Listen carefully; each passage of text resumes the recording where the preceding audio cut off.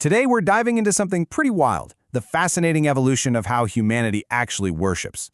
We're going to trace an epic journey, starting all the way back with ancient, fear-based rituals and moving all the way to the ultimate quest for a genuine, authentic connection.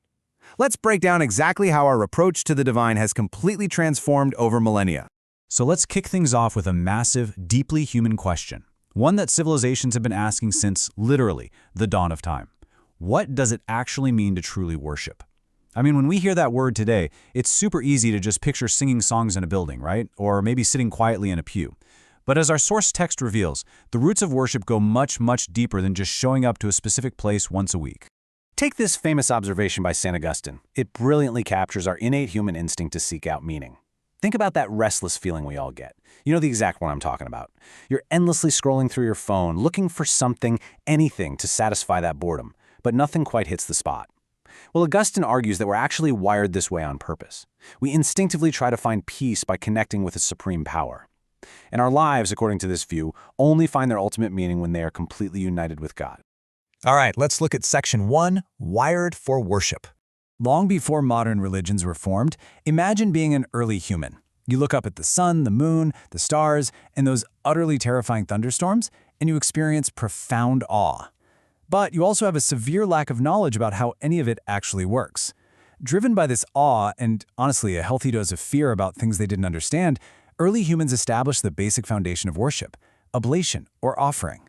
Basically, they began giving up physical things like flowers, fruits, and even animals as symbolic offerings of themselves to appease these incredible forces of nature.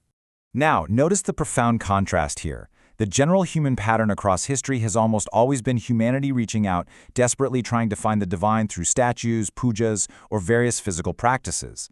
But then, the Old Testament introduces a massive theological plot twist. It's no longer just man searching for God, it's God actively seeking out humanity, specifically revealing himself to figures like Abraham, Isaac, and Jacob. Which brings us to Section 2, the Old Testament Covenant. This quote drops us directly into the epic story of Moses and the Exodus. The Israelites were enslaved in Egypt, and God decides to form a dedicated worshiping community by getting them out of there. After demonstrating incredible power through the 10 plagues, culminating in the tragic death of the firstborns, Pharaoh finally relents. But God didn't just free the Israelites to let them wander around aimlessly. He formed a specific, binding covenant with them at Mount Sinai, explicitly claiming them as his very own people. And during their crazy, precarious journey across the desert, God protected them. He provided water from literal rocks and gave them manna to eat. To express their profound gratitude for this salvation, the Israelites established a highly structured system of worship. I mean, their entire lives became centered around this devotion. They eventually built a massive temple in Jerusalem for elaborate sacrifices, stuff for thanksgiving, atonement, penance, and they gathered in synagogues to read the word and chant psalms. Moving right along to Section 3, Going Through the Motions. But here is where we hit a major conflict in the historical narrative. Think about doing a chore or a super tedious homework assignment. You just go through the physical motions to check a box so you don't get in trouble, but your mind is literally a million miles away. Well, over time, the Israelites fell into this exact trap with their worship. They began to falsely believe that simply checking off external traditions and executing physical practices alone would automatically grant them holiness. They completely lost the inner meaning. And because of this, God soundly rejected their empty sacrifices. Through prophets like Isaiah and Hosea, God made it incredibly clear that he saw right through this fake lip service. Hosea wrote that God desires loyalty and knowledge of him, not just endless burnt offerings. God wanted internal goodness, a clean heart, and a stop to evil deeds. He definitely didn't want fake, routine checklists. All right, Section 4, The Encounter at the Well. This brings us to a huge, pivotal turning point in the New Testament. Imagine this scene. Jesus encounters a Samaritan woman at Jacob's well. She actually brings up this ancient geographic debate, pointing out that her ancestors worshipped on a specific mountain, while the Jewish people insisted Jerusalem was the absolute only place to do it. Jesus uses this exact moment to fundamentally shift the entire paradigm of worship.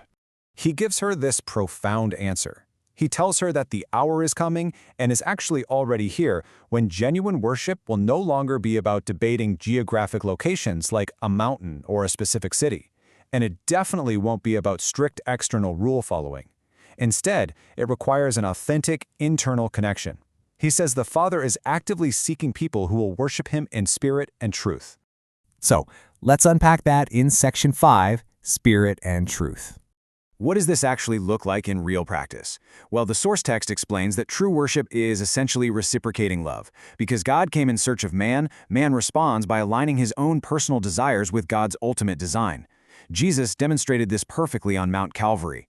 His sacrifice on the cross wasn't just some physical act, it was the ultimate authentic sacrifice of the heart. It fulfilled the wish of God the Father and showed us exactly what worship in spirit and truth really looks like. The early church heavily emphasized this too. As the great church father Saint Irenaeus noted, living your actual everyday life according to God's commandments is the highest and most authentic form of worship you can possibly offer. It's exactly what St. Paul is talking about in this quote from Romans. Your spiritual worship isn't just what you do in a building for 1 hour on Sunday. It's offering your entire life, your everyday choices at school, how you treat your friends, the whole shebang, as a living, breathing sacrifice that pleases God. Let's bring it home with Section 6, the Church Today. Finally, how does all of this apply to us today? Well, believers don't just invent new sacrifices out of thin air. They unite with Jesus. Through active and intentional participation in the Holy Kurbana, which is the Eucharistic celebration of Jesus' sacrifice, along with the sacraments, the liturgical year, and the divine office, the modern church literally steps into this eternal worship. In this sense, the church is actually described as the new Israel. Just as God loved the Israelites, he loves the church, and the church repays this love. Rather than offering those empty, fake rituals that the prophet Isaiah warned about, modern believers are called to ensure that their outward traditions are completely backed up by a genuine inward reality, perfectly united with Jesus. As we wrap up this explainer, I want to leave you with a real challenge for your own life. Take a hard look at your daily routines. Are you just checking boxes and going through the external motions to keep up appearances? Or is your life a genuine reflection of your heart, lived out in spirit and truth? Something to think about. Thanks so much for learning with